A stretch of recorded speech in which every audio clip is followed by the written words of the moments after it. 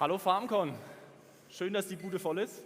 Der Stefan und ich wollen euch jetzt ein bisschen was über das Gameplay vom neuen Spiel vorstellen. Kurz zu meiner Person, ich bin der Manuel Leitner, bin Gameplay oder Lead Gameplay Programmer, Producer für Gameplay und mit bei mir ist dabei der Stefan Maurus, das ist unser Gameplay Programmer, aber auch Lead Integrator, das heißt verantwortlich für jede Maschine, die ihr im Spiel seht.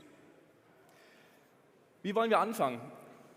Nach dem Spiel ist vor dem Spiel. Das heißt, was wir nach jedem Major Release machen, ist, wir versuchen eine Studie zu erstellen.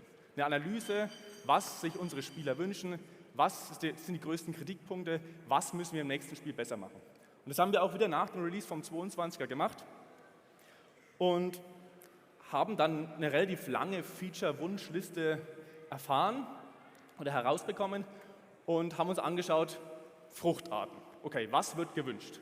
Und relativ weit oben war ein Feature oder eine Fruchtart, die vor allem im nordamerikanischen als auch im südeuropäischen Markt vorkommt, und es ist der Reisanbau. Der Vorteil für uns ist, dass der Reis eben keine 0815 Fruchtart ist. Das heißt, wir brauchen nicht nur eine neue Textur, sondern wir kriegen mit dem Reis einfach sehr, sehr viel Spieltiefe, die dem Spiel auf jeden Fall auch in der Zukunft nutzen wird. Der große Nachteil vom Reis: Es gibt unfassbar viele verschiedene Reissorten. Und wir haben uns gedacht, es ist halt schwierig, die richtige Reisart rauszusuchen. Deswegen haben wir das ein bisschen vereinfacht und haben uns auf zwei, sagen wir, Oberarten des Reises konzentriert.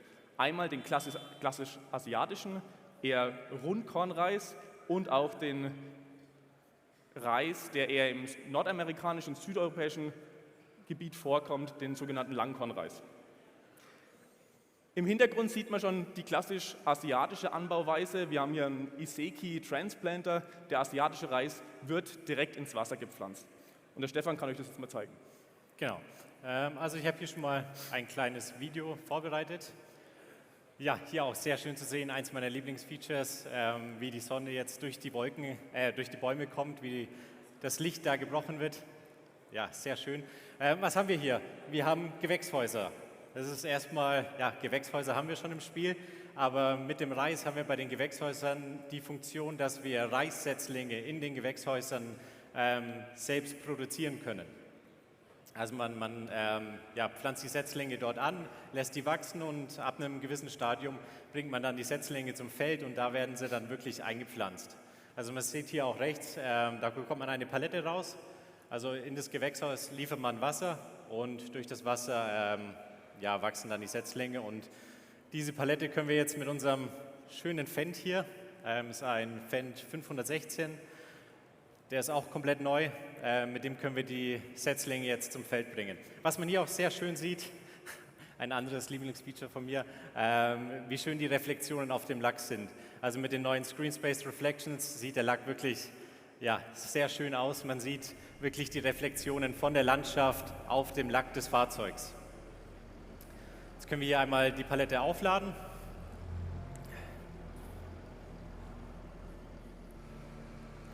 Und eben zum Feld bringen.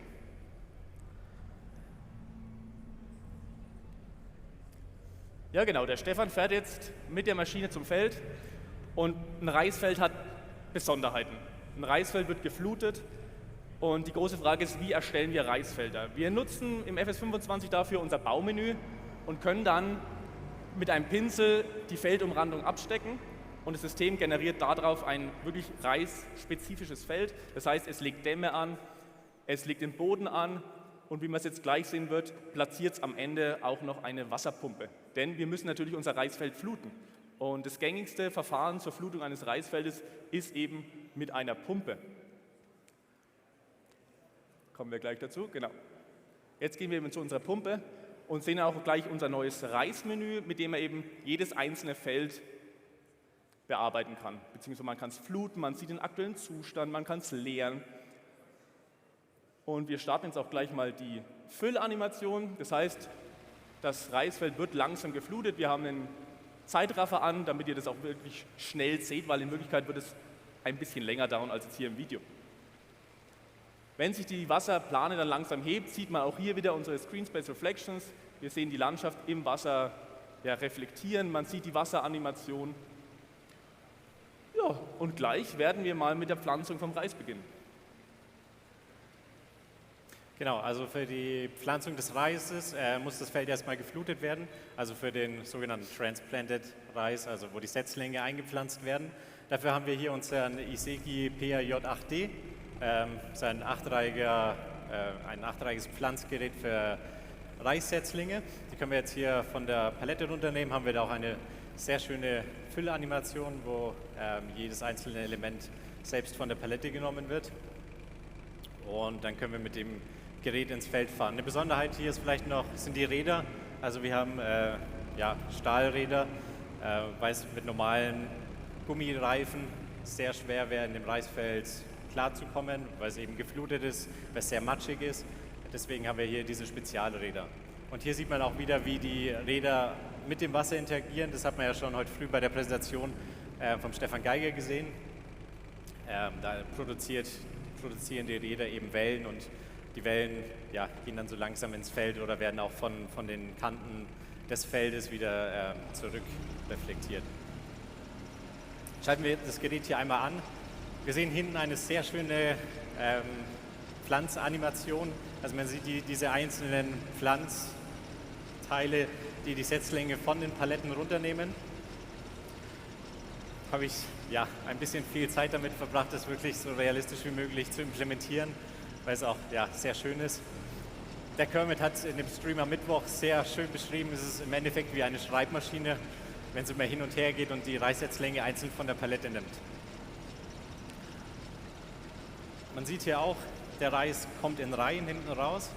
Das Feature haben wir ja schon Ende des FS22 mit den Karotten implementiert, dass wir eben Pflanzen auch in Reihen pflanzen können. Also wenn wir jetzt 90 Grad versetzt dazu fahren würden, dann würden die Reihen eben in die andere Richtung gehen. Das Feature haben wir dort auch implementiert. Und es wird auch bei manchen anderen Pflanzen im neuen Spiel so sein. Jetzt können wir hier einmal umdrehen und dann machen wir da noch die Reihe fertig. Ich denke, was man hier auch schön sieht am Rand, die Dämme sind mit Gras bepflanzt. Der Stefan hat es heute früh in seinem Tech-Vortrag schon gesagt, wir haben das Foliage-System geändert, wir haben es erweitert, wir haben das Rendering besser gemacht, damit eben das Foliage einfach sehr, sehr viel dichter wirkt. Also wir hatten in der Vergangenheit immer das Problem, dass es hat so eigentlich durchsichtig, man hatte keine wirkliche Dichte, es hat ziemlich matschig ausgeschaut und mit dem neuen Foliage wird es auf jeden Fall sehr viel besser. Die Texturen haben eine viel höhere Auflösung, sie wirken dichter, man hat einen richtigen Eindruck, als wäre das wirklich ein richtiges Feld. Genau. Und was passiert mit den Setzlingen, wenn man sie im Wasser lässt? Sie wachsen natürlich mit der Zeit und da machen wir mal einen kleinen Sprung nach vorne. So sieht das Feld dann aus, wenn der Reis gewachsen ist. Man sieht hier die Pflanzen und was man auch sieht, wenn man genau hinschaut, das Feld hat kein Wasser mehr. Also die Pflanzen verbrauchen mit der Zeit das Wasser, was im Feld ist und zur Ernte ist das Feld dann eben trocken, was natürlich auch benötigt wird, um mit dem Harvester hier über das Feld zu fahren. Wenn es noch nass wäre, dann würde der Harvester versinken, beziehungsweise der Reis wäre auch noch nass und wäre nicht bereit für die Ernte. Wir haben hier unseren Iseki Harvester, der ist komplett neu, das ist der HJ6130. Das ist eine Spezialmaschine für den asiatischen Reis, sage ich mal. Ist eine 6-reihige Maschine. Man sieht auch vorne ganz gut, wie der Reis eingezogen wird. Also es sind 3 so Schächte, wo die einzelnen Pflanzen dann durch den Drescher durchlaufen. Das sieht man hier auch ganz gut, wie diese kleinen Finger die Pflanzen dann in den Harvester ziehen. Sobald ich dann anfange, sieht man auch, wie die Pflanzen durch den Harvester durchgehen. Das ist auch eine sehr schöne Animation. Da haben wir uns ein bisschen Mühe gegeben, weil es in echt auch super cool aussieht, wie die Pflanzen an der Seite durchgezogen werden. Weil das ist nicht wie bei einem normalen Drescher, wo die ganze Pflanze in den Harvester reinkommt, sondern die Pflanzen werden mit dem Kopf in den Harvester gesteckt. Also man sieht es hier an der Seite ganz gut. Und die Köpfe werden dann eben ausgedroschen. Und der Rest von der Pflanze geht direkt in den Strohhäcksler nach hinten. Also das ist ein bisschen ein Spezialfeature von dieser Maschine. Ich denke, man hat es vorhin gesehen, wo der Stefan immer in das Feld reingefahren ist. Wir haben echte 3D-Dämme. Das heißt, es ist nicht nur ein planes Feld, sondern damit wir die Illusion der Tiefe vom Reisfeld haben, haben wir im Außenrum wirkliche 3D-Dämme. Das können wir eben mit unserem neuen Terrain-System visualisieren, dass eben der Damm auch wirklich nur 1 Meter breit ist und dementsprechend schön ausschaut. Genau, also hier sieht man auch nochmal das Stroh dann, was abgelegt wird von dem Harvester. Man sieht auch, dass es eine eigene Textur ist für das Reisstroh, weil das sieht natürlich von der Farbe her ein bisschen anders aus. Da haben wir eine extra Textur hinzugefügt, die auch ein bisschen fülliger aussieht als das, was wir davor hatten. Also man wird später sehen, wir haben unser HUD erneuert, das heißt unsere Display-Elemente, die man in den verschiedenen Ecken im Bildschirm sieht.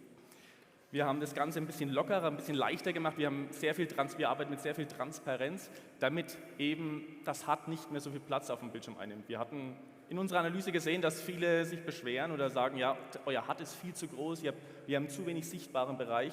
Deswegen haben wir unser Grund-HUD, nachdem wir es neu designt haben, auch gleich so gestaltet, dass es eben viel, viel kleiner auf dem Bildschirm ist. Ihr werdet weiterhin die Möglichkeit haben, das HUD zu skalieren. Das heißt, eine Option, ihr könnt es größer machen, kleiner machen.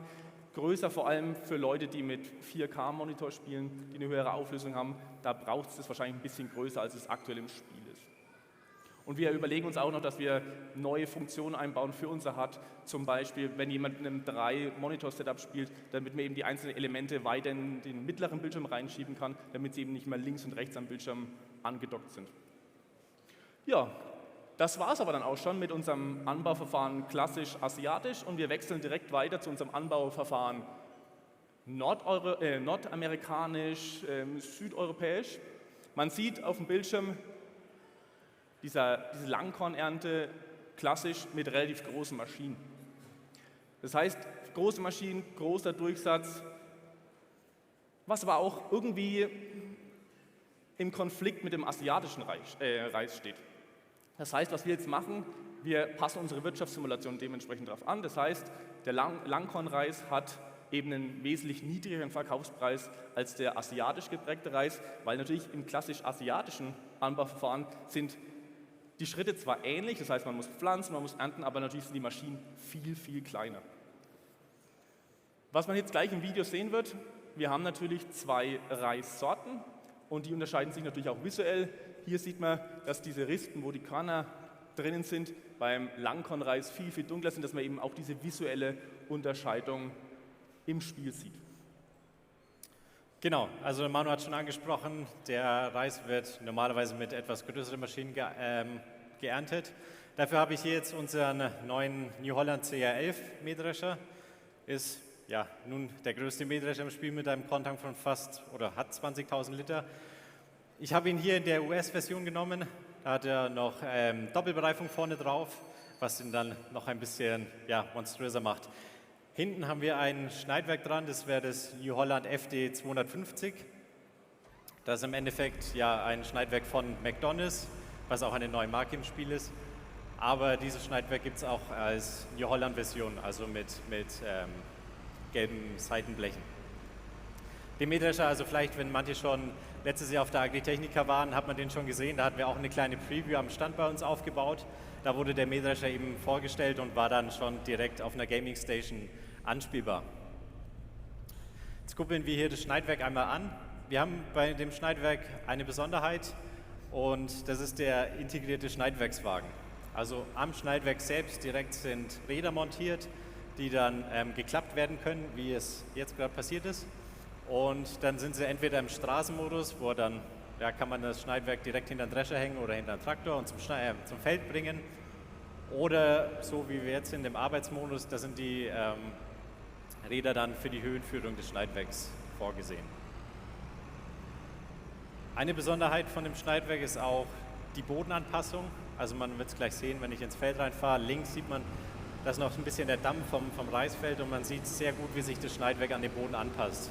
Das ist so ein bisschen das, für was McDon bekannt ist, die besten Schneidwerke oder eine der besten Schneidwerke zu haben bezüglich Bodenanpassung. Und wenn man genau bei dem Schneidwerk hinschaut, wenn ich gleich auch in die Kabine springe, dann sieht man, dass das Schneidwerk dreigeteilt ist. Also die Haspel ist auch nicht eine durchgängige Haspel, sondern die ist eben dreigeteilt. Und diese 3 einzelnen Elemente können sich frei bewegen und frei an den Boden anpassen. Und dadurch haben wir eine exzellente Bodenanpassung. Und zusätzlich haben wir den Teil, der direkt am Drescher vorne dran hängt, also ganz hinten, ist auch noch separat. Also der kann sich auch frei bewegen. Also das Schneidwerk ist im Endeffekt komplett frei auf dem Boden und wird nur vom Mähdrescher geschoben. Dadurch haben wir eine exzellente Bodenanpassung. Und jetzt gerade, wo ich hoch und runter gelassen habe, hat man es, glaube ich, auch sehr gut gesehen, wie sich es an den Seiten an den Boden angepasst hat. Ja, und so kommen wir ans Ende unserer neuen Hauptfrucht und wechseln direkt in ein weiteres neues Feature. Und zwar haben wir uns wieder angeschaut, was wünschen sich die Leute, was wünschen sich unsere Spieler.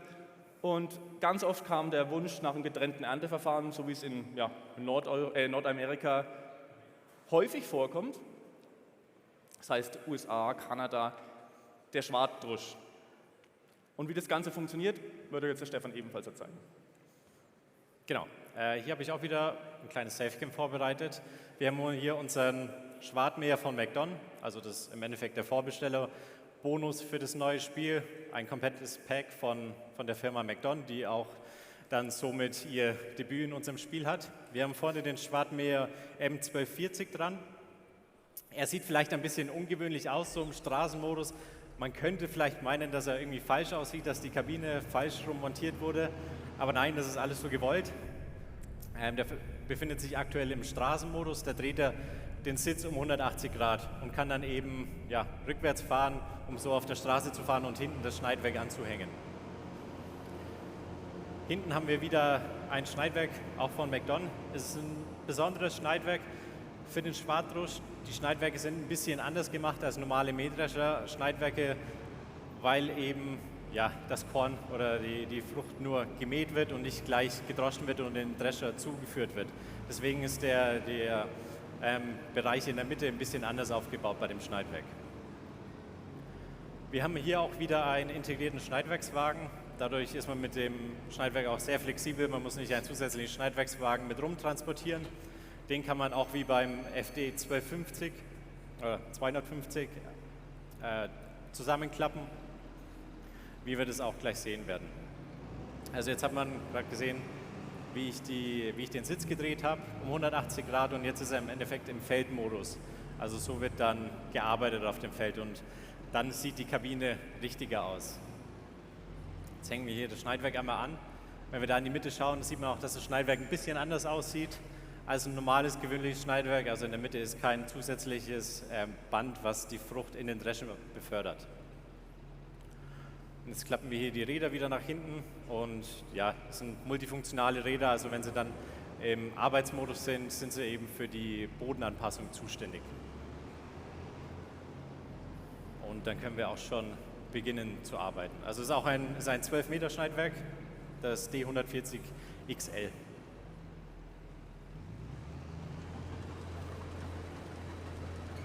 Ja, während unser Schwartdrescher hier mal anfängt, müsste Weizen sein, in den Schwart zu legen, kann ich noch ein bisschen was über das HUD sagen. Vielleicht haben es einige gesehen, das HUD ist noch nicht ganz fertig. Also wir sehen ja hier unten links unsere kleine Anzeige Work in Progress. Das heißt, wir arbeiten aktiv noch am Spiel. Es hat noch ein paar Kleinigkeiten, die noch gefixt werden müssen. Zum Beispiel gerade beim Anhängen hat man dieses kleine blaue HUD im Schneidwerk anhängen gesehen. Das ist noch nicht konvertiert. In der Zwischenzeit ist es eben schon konvertiert. Das war noch letzte Woche eben noch nicht ganz gemacht. Aber man rechts unten in unserem HUD für die Geschwindigkeit, Drehzahl, Tempomatstufe, Arbeitsstunden, alles das bleibt oder ist vorhanden, so wie beim alten Spiel auch. Was neu ist dieses kleine GPS-Symbol unten rechts, aber da kommen wir später vielleicht noch dazu.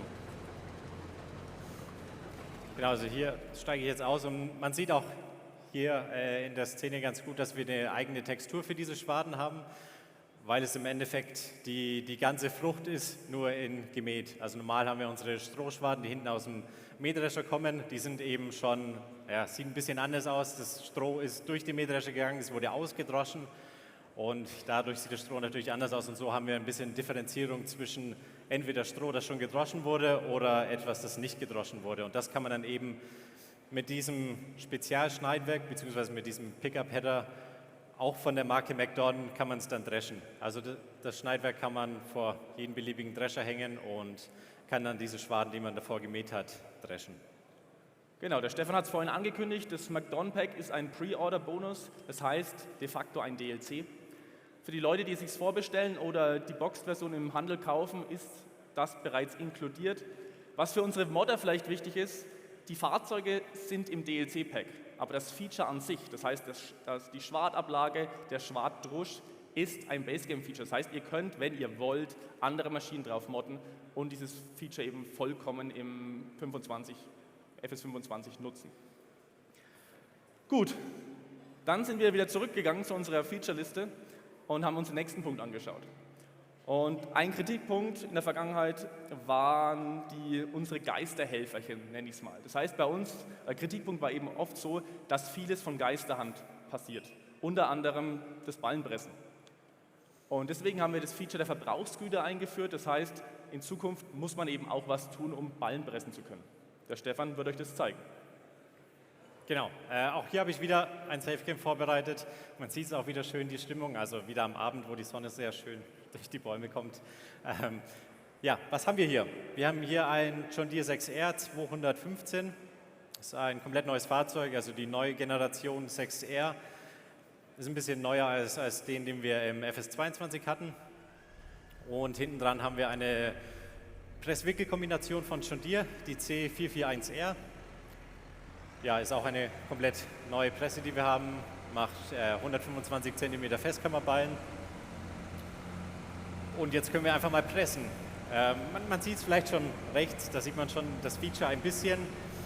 Aber wir schauen mal, was passiert, wenn wir pressen und der Ballen fertig wird. Der Ballen wird jetzt hier von der Presse übergeben an den Wickler. Und hier sind wir jetzt, ja, es funktioniert nicht. Wieso funktioniert es nicht? Wir haben vergessen, unsere Wickelfolie aufzufüllen. Also man sieht hinten auch diese zwei Rollen, die man hat. Hier sieht man es ganz gut im Bild. Also eigentlich wären hier weiße Rollen, beziehungsweise je nachdem, welche Farbe man möchte, werden hier Rollen dargestellt. Aber ja, ich habe es leider vergessen, zufälligerweise die aufzufüllen. Und deswegen habe ich hier schon was vorbereitet. Ich habe hier auf dem Anhänger 3 Paletten und wieder unseren schönen 500er Fendt. Und diese mittlere Palette ist eben von Runny-Wrap. Und das ist unsere Stretchfolie für Silageballen. Also viele haben es vielleicht auch schon gesehen, draußen die Ballen, die dort gewickelt sind, auch mit Runny-Wrap-Logo. Das ist ja ein kleiner Hinweis darauf gewesen.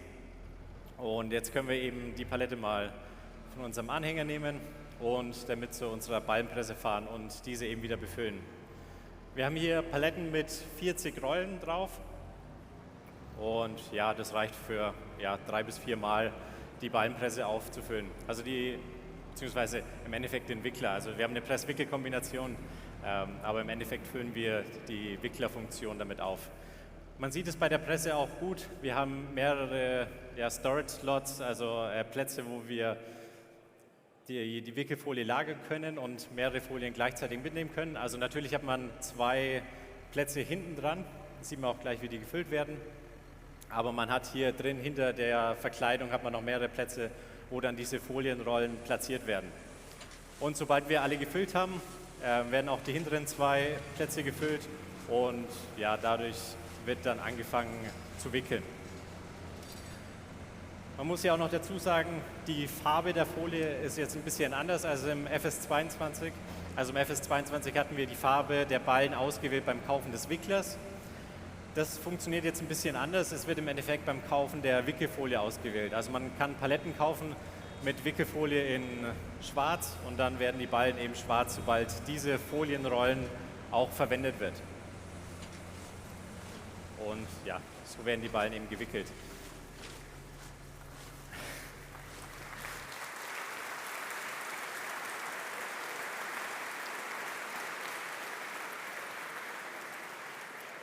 Was man hier jetzt auch noch gut sieht, also es geht nicht nur um Wickelfolie, es geht auch um das Netz, das in der Ballenpresse verwendet wird, beziehungsweise bei Quaderballenpressen das Garn.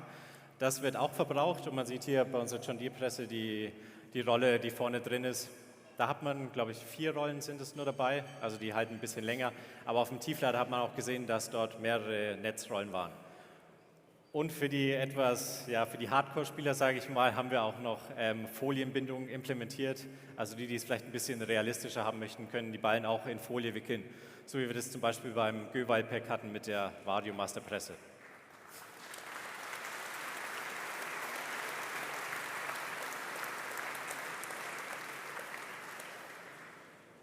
Gut, wir sind wieder zurückgegangen zu unserer Liste, haben wieder einen Tick gemacht, was brauchen wir für unser neues Spiel. Am Mittwoch im Livestream wurde es bereits angeteasert, gerade eben habe ich es auch noch mal erwähnt, wir haben geschaut, was ihr euch wünscht und ganz weit oben war ein GPS-Modus. In der Vergangenheit war das Problem, entweder man fährt selbst oder der Helfer übernimmt alle Aufgaben. Aber oftmals wurde es eben gewünscht, dass man es mischen kann. Man möchte die Unterstützung vom Fahren, aber alles andere möchte man selber erledigen, ausheben, Wendemanöver fahren. Und deswegen haben wir uns hingesetzt und haben geschaut, wie können wir relativ einfach für den Spieler ein GPS-System einbauen. Und das ist daraus entstanden. Und das kann euch jetzt der Stefan noch mal kurz erklären. Genau, auch hier habe ich wieder ein schönes Video vorbereitet, diesmal mit einem 700er Fendt, zufälligerweise der hier rechts steht, 728 mit meinen Mähwerken dran. Und ja, im Vorfeld habe ich jetzt schon den GPS-Modus ausgewählt und fahre jetzt einfach nur auf das Feld drauf. Und man sieht, sobald ich auf das Feld fahre, entstehen Linien im Feld.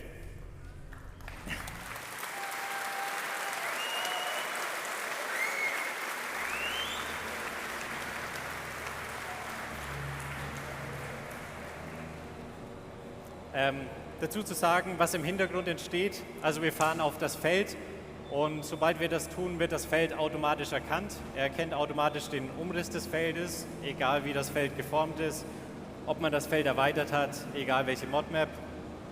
Das Feld wird erkannt und dann wird basierend auf der Form des Feldes wird ein Kurs berechnet.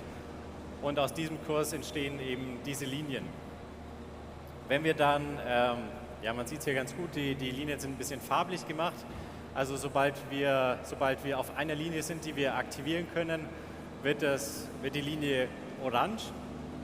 Und sobald wir das System eben aktiviert haben, sobald er die Lenkung komplett eigenständig übernimmt, wird die Linie grün. Also das ist die aktive Linie, die für die Lenkung verwendet wird.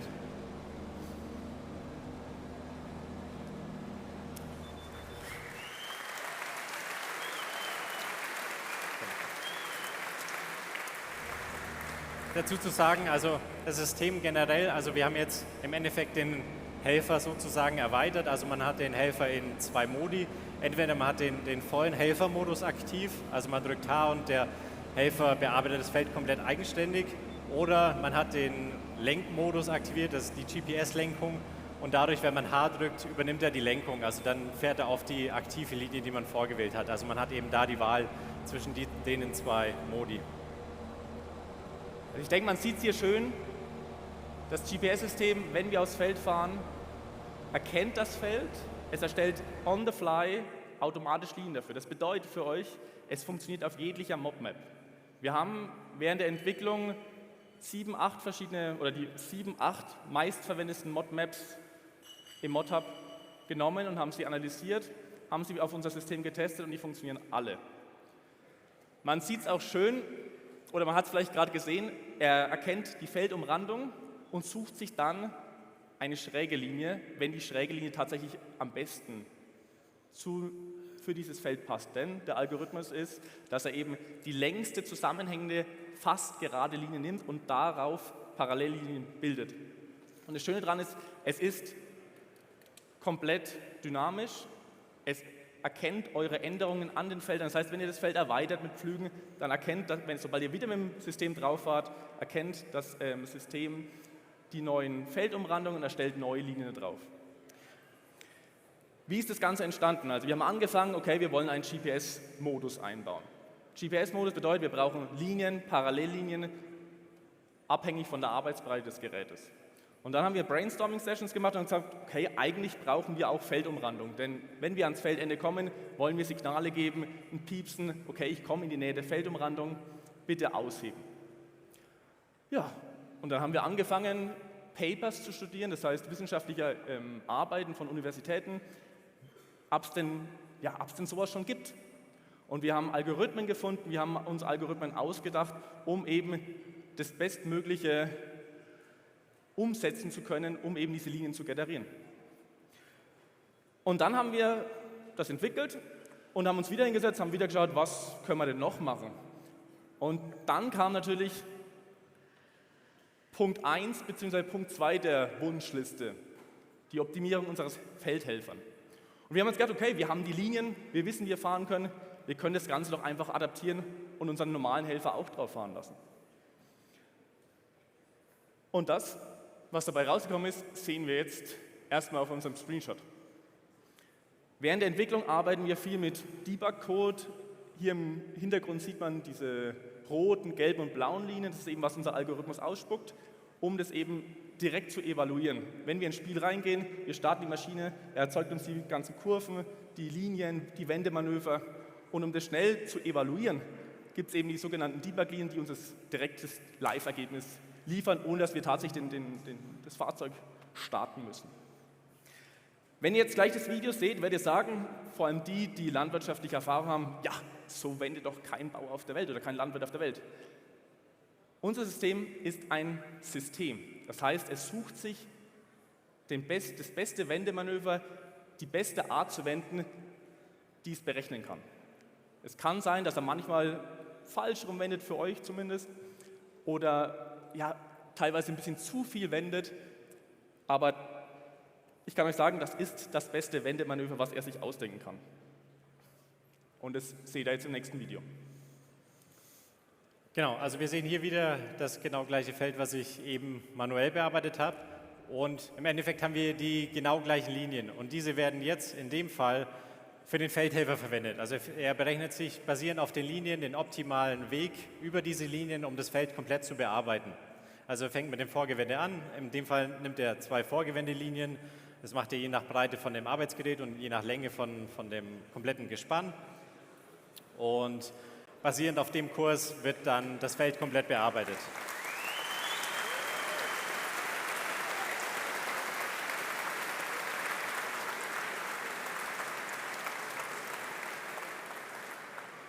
Also ich denke, unten rechts im Video in der Ecke hat man gesehen, wo das Feld anfängt, da fährt er noch zickzack, zickzack, zickzack.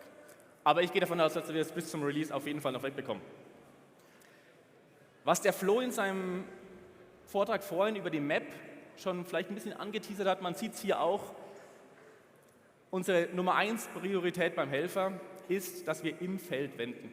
Wir haben jetzt die Vorgewende, wir können immer im Feld wenden oder fast immer. Hat natürlich den großen Vorteil, dass wir unsere Maps so viel schöner bauen können. In der Vergangenheit war es so, wir hatten sehr primitive Flächen für die Felder. Wir hatten um die Felder enorm viel Freiraum, damit unser Helfer eben wenden kann und eben nirgendwo kollidiert. Das fällt jetzt alles weg.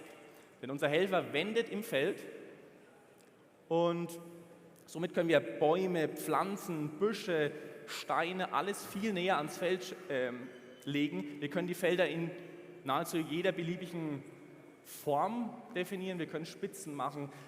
Es hilft dem Map-Design ungemein.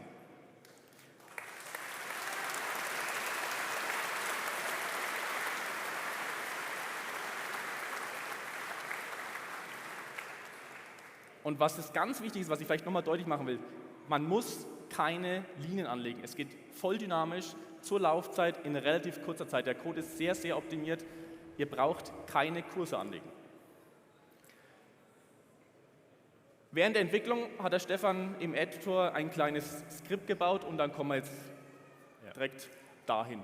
Genau. Ja, genau, das ist ein kleines Behind the Scenes im Endeffekt, was ich mir da gebaut habe im Editor, um das ganze System zu testen. Also wir haben hier ein kleines Tool, was bestimmte Presets definiert hat, also bestimmte Fahrzeug-Geräte-Kombinationen, die ein Feld bearbeitet. Also hier in dem Fall haben wir jetzt einen gezogenen Grubber, also der Grubber hat Räder hinten dran, also er wird nicht an die 3-Punkt gehoben und dadurch ist das Wenden natürlich nicht rückwärts möglich wie bei der Mähkombination, die wir eben hatten. Das macht das ganze System natürlich ein bisschen komplizierter, wenn wir nur bedingt rückwärts fahren können, nur gerade rückwärts fahren können. Und dadurch haben wir hier, man sieht es beim Umdrehen ganz gut, diese großen Glühbirnen, sage ich mal, die wir hier nehmen, um zu wenden. Dieses Tool kann sehr viele Kombinationen ausprobieren und dadurch können wir eben evaluieren, ob ein Feld denn mit jedem Tool funktioniert. Man muss dazu sagen, also das System ist nicht perfekt, es kann auch nicht perfekt sein. Es gibt immer Geräte, die sind sehr schwer für den Helfer, um damit eigenständig zu fahren. Also man hat zum Beispiel die großen amerikanischen Airseeder mit denen kann man faktisch einfach nicht rückwärts fahren. Die haben hinten ihr Grain Cart dran, wo das Saatgut transportiert wird und damit ist es einfach so gut wie unmöglich rückwärts zu fahren. Und dadurch kann man dann so ein Feld zum Beispiel auch sehr schlecht bearbeiten. Also in diese 90 Grad Ecken würde man damit unmöglich reinkommen. Also das kann unser System dann im Endeffekt auch nur bedingt. Also es versucht, die Ecken so gut wie möglich auszuarbeiten, also bleibt da ein bisschen was stehen. Aber im Endeffekt ist es dann auch realistisch, weil in den USA mit solchen Airseedern sind die Ecken von Feldern sowieso abgerundet. Dann haben wir noch ein kleines anderes Bild. Das zeigt auch ganz gut, also das ist im Endeffekt sind nur die Linien, die als Basis verwendet werden, also nicht die kompletten Farbpfade, die man im vorherigen Screenshot gesehen hat. Diese Linien, das sind im Endeffekt die gleichen Linien, die man für die GPS-Lenkung, wie ich es davor im Video gezeigt habe, sind genau die gleichen Linien, die dafür verwendet werden. Und was man hier sieht, ist, dass die Map-Erstellung nicht mehr so eingeschränkt ist. Also man sieht wirklich, wie die Felder perfekt an die Map angepasst wurden. Man sieht, auf der rechten Seite ist ein kleiner Fluss oder ein kleiner Bach, der durch die Map geht. Und das Feld daneben ist im Endeffekt genau an die Form des Bachs angepasst. Und man sieht die Linien, die er dadurch generiert, die sind im Endeffekt genau der Kontur entlang. Also sowas ist dann für den Helfer auch kein Problem mehr. Ja, hast du noch was? Ich habe noch was. Okay. Man muss dazu sagen, also dieses Tool ist nur für die interne Entwicklung. Das ist, wenn man das UI sieht, ist es auch nur Mittel zum Zweck im Endeffekt, nicht sehr schön gemacht. Es muss nur funktionieren für unseren Zweck, also das wird nicht für Modder verfügbar sein, aber man kann im Endeffekt die Felder im Spiel direkt testen, wenn man mit Fahrzeugen drauf fährt und dann sieht man die ganzen Linien, die generiert werden.